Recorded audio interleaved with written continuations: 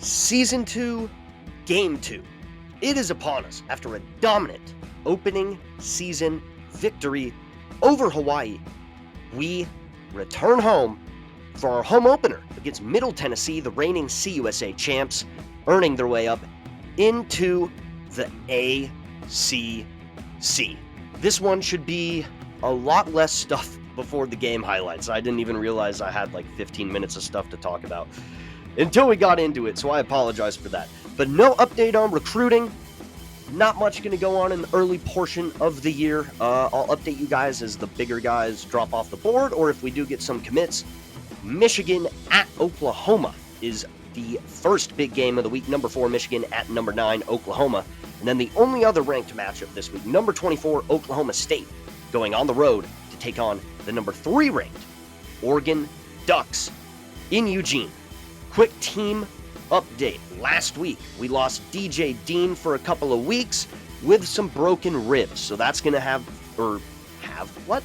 That's going to create more opportunities for guys like Cade Bloom, Devin Skates, Malachi Samuels, as well as James Couch Smith. So we'll see if some of those guys get a little more shine on the highlight reel against Middle Tennessee.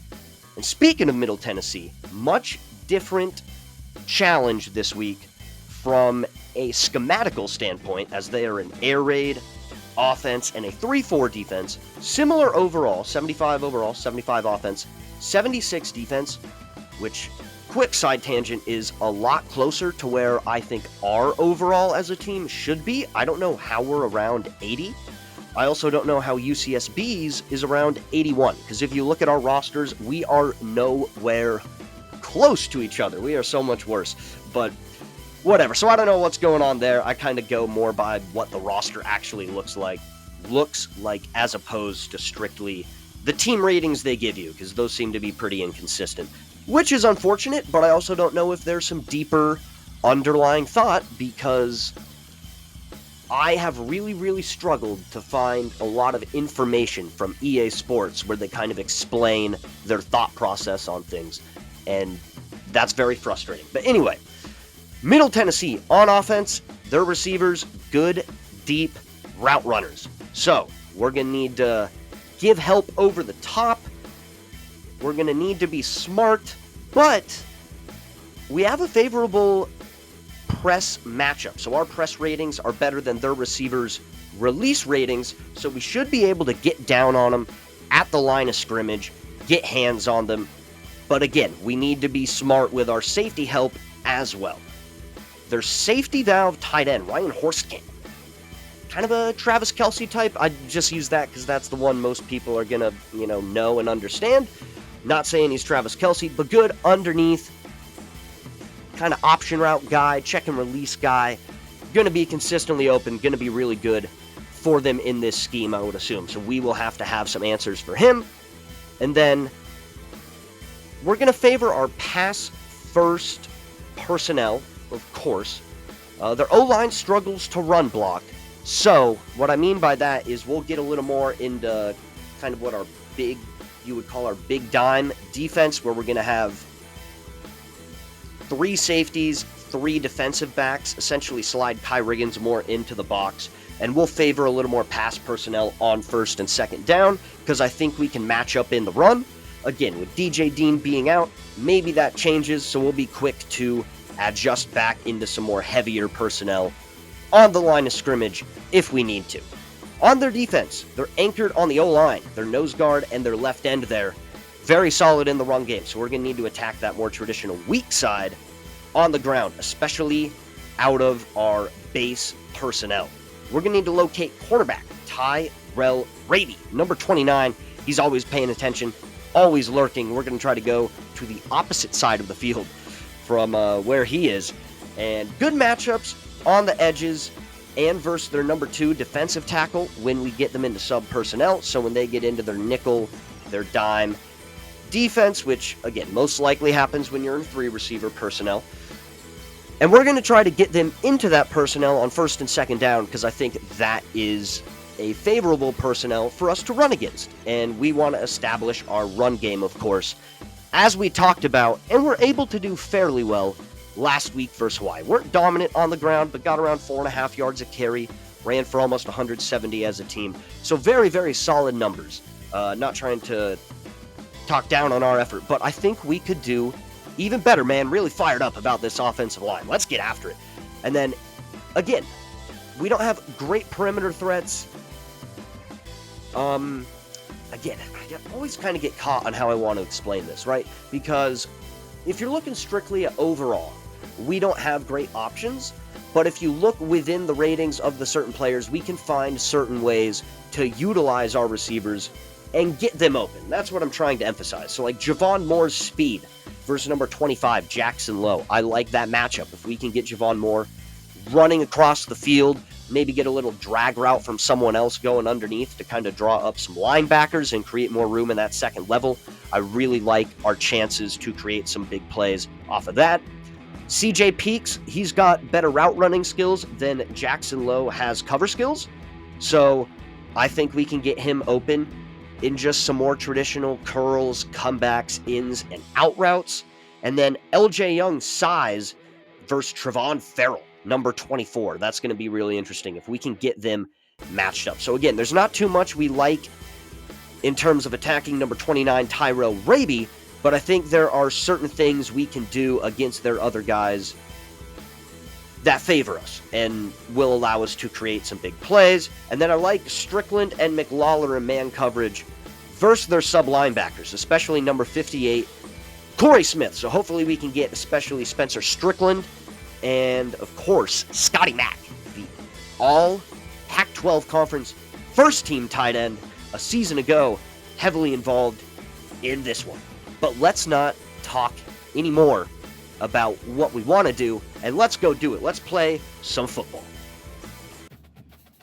It is go time for the home opener. Nomination, Middle Tennessee of the ACC / CUSA. Reigning CUSA champions playing up in the ACC this season. Battle of the Blues here in Rohnert Park as George Lincoln gets set to send it away to get us underway in Ropo. And here we go. 86 back deep, taking it back for the Blue Raiders up against a more pass-heavy offense this week. And that offense is anchored by Luther Vandross Richesson, a real ladies man, 77 overall. And here come the Blue Raiders on the opening play of the game. Man in motion going into a wheel route, and he's looking for him deep, but Noah Collins is there as the ball is out of bounds. But guns a-blazing right away for the Blue Raiders, and there we bring a blitz, get that quick release, but again, we have a little more flexibility to account for those underneath guys, but not on this one as he misses a wide open guy in the flat. A guy did eventually get to him, and he was never really looking that way. Probably should have found him. I touched on it in the Hawaii episode. If I notice there's a little too many wide open easy throws missed, I have some solutions we'll try out. But speaking of easy throws missed, Scott McLawler wide open. Teron Barnes cannot put it on him.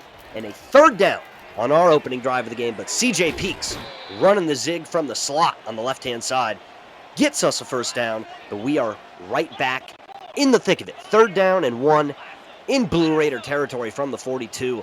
Barnes in the shotgun with the bunch to the right. All day, we're just lolling around. There we go. Finally get it out to LJ Young. Not our typical guy we love to get the ball to on screens, but on 3rd and 1, we will put it in anyone's hands who is capable of getting past the sticks. Here, getting under center, looking to throw yet another 3rd down. Apparently a theme for us in this one here today. Strickland looks covered initially, but then gets open on kind of a secondary window. It already moved through the progression there, and we get it out to Keontae Tyson, our check down, and get a first down. So on the fringe of the red zone, 1st and 10, shift here our Twins to the left-hand side, to the wide side of the field. LJ Young going to be running that out route there.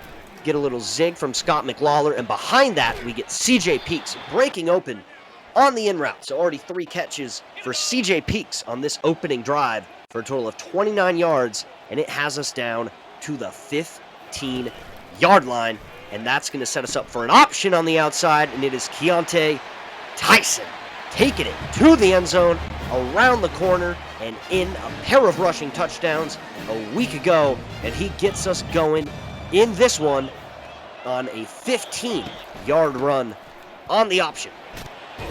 But Middle Tennessee getting back to work on the ground, up the middle, going to shift our linebackers here, and they're going to go after Marquez Carty on the outside, getting it out to him. A big concern again in this one, those deep route running abilities of these receivers.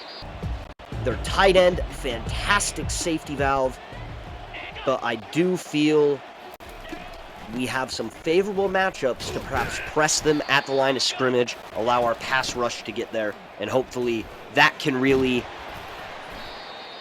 be something we can lean into in this game. But Middle Tennessee moving it right down the field on their second drive and getting wide open on the wheel route in the back left corner of the end zone, number 7, and he's going to hit us with whatever you want to call that dance. Touchdown, Middle Tennessee. After that first drive, 3 and out, Luther Richesson said, all right, enough playing around. I got to dot these guys up. And you can see right there, Nico Solomon essentially gets picked, chasing after number 7 there, and it leads to a wide open receiver for a touchdown. But we are going to come out, shift into a overload to the left, essentially heavy left. Keontae Tyson on the counter. Gregory the block downfield, and Tyson in a foot race, tracked down by number 29, Tyrell Roby, the guy we're trying to stay away from in the passing game. And then anytime we can run away from him too, probably works to our benefit as well, as it does right there. But fantastic blocking. Number 71, the freshman Miguel Weeks getting out. And then Jackson Gregory doing the job of a fullback. Down the field, Javon Moore just not quite able to chase Raby back down to get hands on him. But we're not going to complain. 49 yards. We are on the fringe of the red zone again. And it is the freshman Nolan Knight shifting it into high gear and taking it down to the 16-yard line. Number 5 handing it to number 4, and we're going to get right back to the line of scrimmage, and no clowning around on this occasion. A lot of times we get to the line, adjust, shift, even off no huddle. There, they stayed in the same look. I like that look. Let's just snap the ball, and we're going to keep it going. Move around here, go to a trips right look, get into a QB draw RPO with Knight swinging out to the right. So we're either going to be able to take it up the middle with TB5 or swing it out to the right. Definitely a lane there, eyes on him. Throw it out to Nolan Knight. I don't know. Go back and watch for yourself. What would you have chosen to do? Given the outcome, I regret not keeping it and going up the middle and really forcing those guys to come up and make a play in the run. But we shift into a very favorable look with that quads bunch to the right there, and we just cannot seal the block for long enough to get a touchdown. 3rd and goal from the 4-yard line. Javon Moore in motion, rolling out, not able to secure the edge on the side we are rolling out to, and that is typically a recipe for disaster, as it was on that occasion. But Matthew York gonna put points on the board, squeaking it in on the left side there. 10-7, 2 drives, 2 successes, but same as our first game yesterday, today, whatever you want to say. Just like our last game, 1 touchdown, 1 field goal on the opening drive, and leaving points on the board. Not typically a recipe for success, but keeping the cap on the coverage right there is Noah Collins. That is a recipe for success, as Middle Tennessee looks to get right back to work. And this time, they're going to pick on Collins again. He is a much better zone coverage guy as opposed to man coverage. Jaden Bowie is actually our best pure man coverage corner, but Collins, from an overall standpoint, is our best corner. Again, overall rating. But right there, wide open on the wheel. One of the problems with the style of defense I'm trying to run, I kind of need to auto-create, or manually. I don't know why I flip auto and manually so much, but I need to manually create a lot of these plays at the line, and then if they shift after that, a lot of times there's some holes in them. So that's one of the other challenges of this, beyond just kind of the simple usering of this game, is it's about getting onto the right guy to kind of account for where there may be holes in the scheme I'm trying to draw up. But Middle Tennessee, they do not care what I have to say. They keep marching it right on down the field. They're going to go quick, and that's what Noah Collins can do so well. See it, come up, make a play on the ball. And here on 3rd and 6, all kinds of time in the pocket, but throwing it right out of the back of the end zone is Richesson. And Middle Tennessee will settle for a field goal as well on their third drive of the game. So 10-10 midway through the second quarter, and SSU back with the ball. Going to get right back into an option look out of a different formation, and this time we can get around the edge with TB5. He's not quite able to get it into top gear to beat everyone, but a huge chunk play on the ground through the option. A big key was going to be getting into sub personnel and running early, and we have found success doing that. And here, very annoying, I don't know why the read doesn't go to that guy on the end of the line, which it should be, but my, not so intelligent self needs to just read the guy that put the R over to avoid disasters like this. Ball on the ground, 9 picks it up. He is going the wrong way. Middle Tennessee firing the bow right at me as I commentate this, and they take their first lead of the game, 17-10, and a great adjustment there as they slide the safety down off of the motion, typically a sign that some sort of zone blitz is probably coming.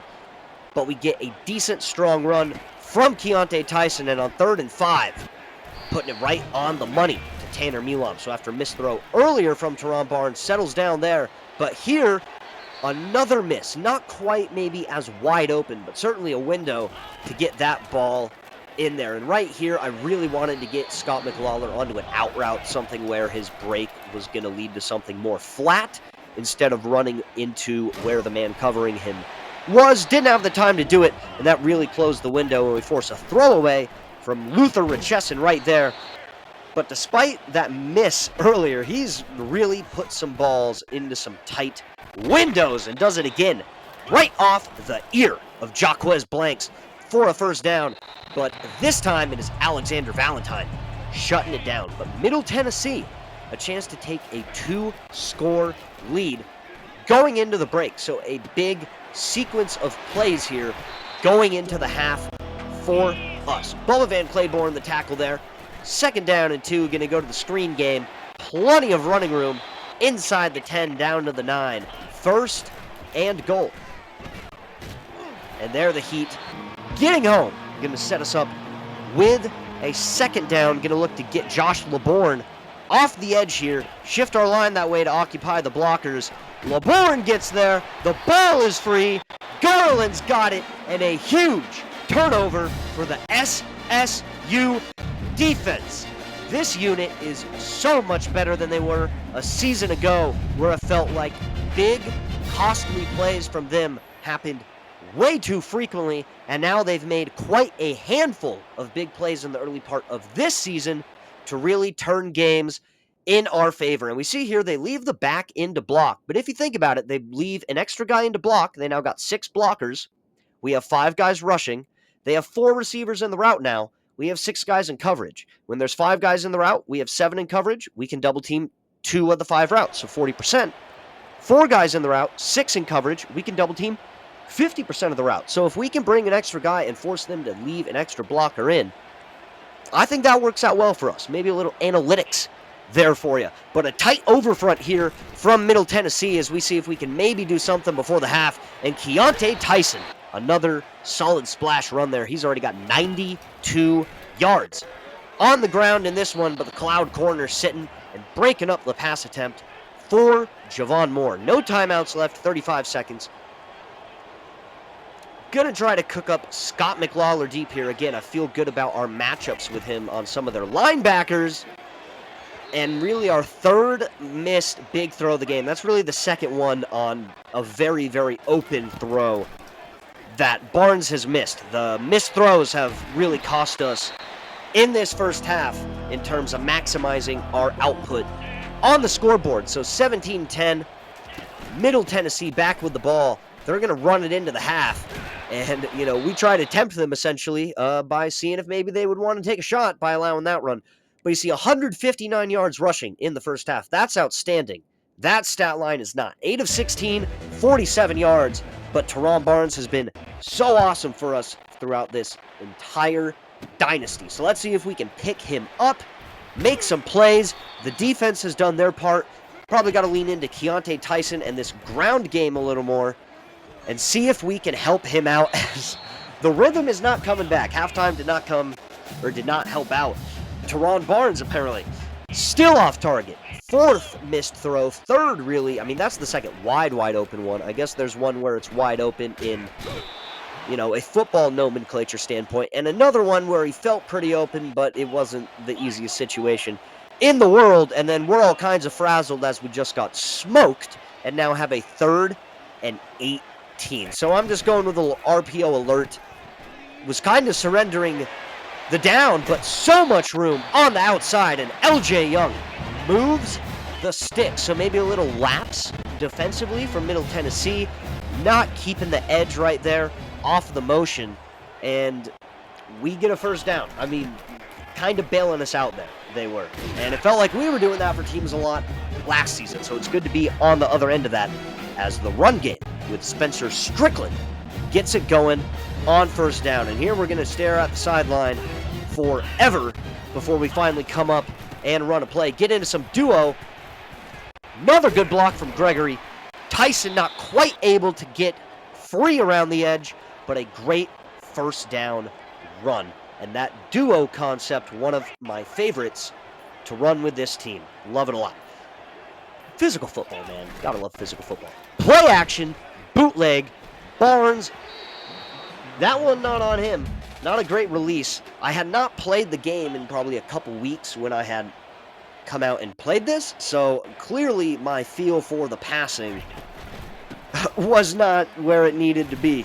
But that last one, a drop by LJ Young. Spencer Strickland back on the ground, gets the first down, and our offense finding a way to turn out plays when it has not been easy for us. We already showed this look earlier, going to run a different concept on the motion side there, and this one is on time, on target, and caught Javon Moore. And of all the hits in this game that could possibly be flagged for a late hit, it seems crazy to me that that's the one that actually is, but whatever.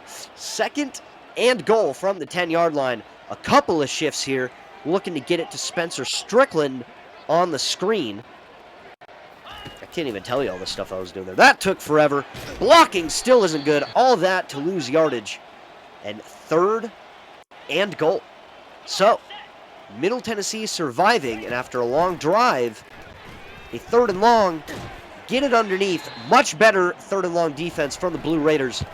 And Matthew York will be the one putting points on the board. We like it a lot more when he's only putting 1 on the board instead of 3, but we will take it. Still a 1-score game. Another dot from Luther McChesson, and the Blue Raider offense now in rhythm on the ground. Josh LeBourne chasing.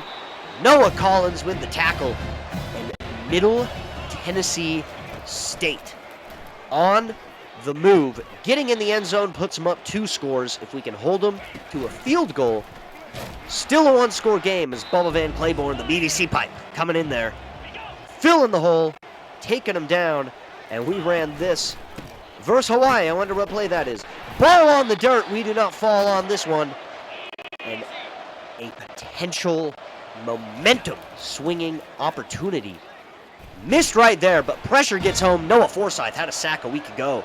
Gets the pressure right there. He's doing a great job bringing heat from the interior, and I do not know what I missed in terms of getting the dive animation to block the kick to trigger. I hit X, must have had my finger on the sprint button when I was hitting that, or just hit it at the wrong time. I don't know. Really annoying. End up getting a roughing the passer penalty off of that when we had a wide open block opportunity. But to the outside, Mikhail Middlebrook, touchdown. Blue Raiders. 2-score game as we get set to go to the 4th. And, you know, why not get through again and somehow not block the kick another time? So some frustrating animations, some frustrating throws. Need to keep our head, need to keep our cool in order to stay steady in this one. And 3rd and 4, we go to the ground. Spencer Strickland, he's had some really nice runs in this second half, in this 3rd quarter. Going backside. That is CJ Peaks. Yikes. Out of context, rabbit hole sports moment there. Yikes, choking on some air. CJ Peaks over the middle, working again. Actually, that was probably Javon Moore on the last one, because... Right. That's C.J. Peaks' fourth catch. 4 catches, 47 yards for C.J. Peaks. He will finish the game with 4 catches. That's why I'm thinking that. Anyway, 3rd down and 11. 4th quarter. Tough situation. Long field goal from here, but you don't really want to run the ball.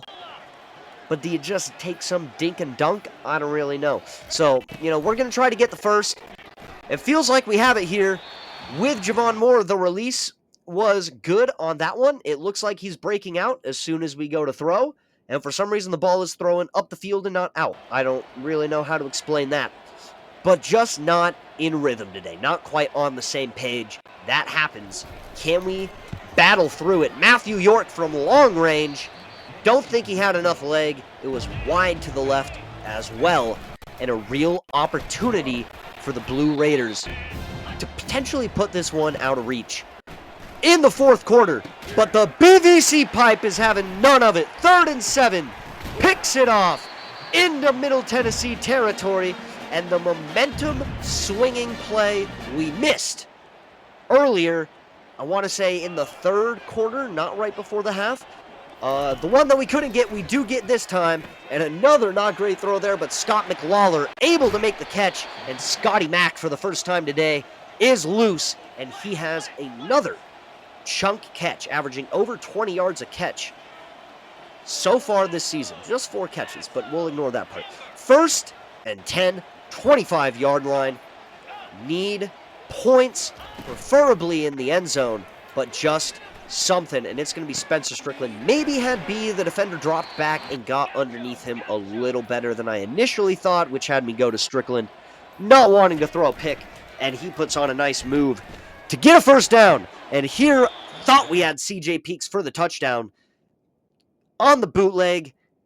Can't quite get ourselves totally set, but Barnes puts it on the money, right in the hands. Nice job of punching it out from the defensive back. So 2nd down and 10. Need to make a couple more of those tough plays. And that is really one of them right there. Keontae Tyson finding a way to turn that into 9 yards to set us up with a 3rd down and 1. Just outside of 7 minutes. Not in a huge rush by any means. But the more time that goes off, the more we really need to get this ball in the end zone. Going to try to do it here on this drag wheel, and I slide my offensive line to the right. I don't see anyone going to the right. Free rusher off the side we slide our line to, and we get sacked. Absolute nonsense. But oh well. 3rd and goal from the 18. Looking grim at this point. Need someone to step up, do something pretty impressive. Already converted a 3rd and 18 earlier in the game. Doing that twice seems tough. TB5 stepping up with a seam. Just outside of the goal line, and we're going to go quick at the line here. I don't know if going for it was the best move, but nevertheless, a big-time play, big-time energy from the crowd, and this game is turned on its ears a little bit inside the last 5 minutes, as it looked like things were perhaps slipping away. Get the play that we need.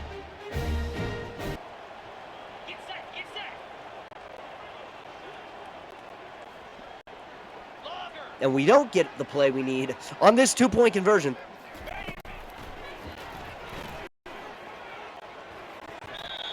Thought we might get a late release from Tyson there to get him open, but no cigar.